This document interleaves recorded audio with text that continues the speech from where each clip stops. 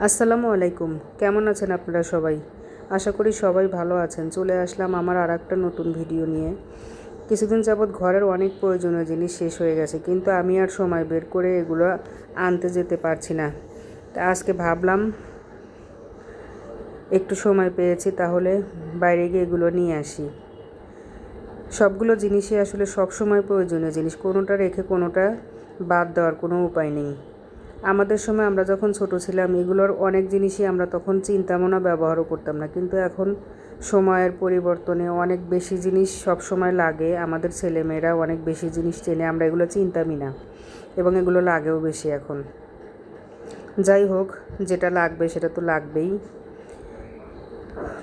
নিত্য প্রয়োজনীয় জিনিস বাদ দেওয়ার তো কোনো উপায় নেই।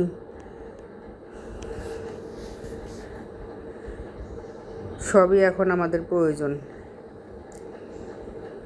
আজকের ভিডিওটা এই পর্যন্তই। কারো যদি ভালো লাগে লাইক কমেন্ট করে পাশে থাকবেন। আল্লাহ হাফেজ।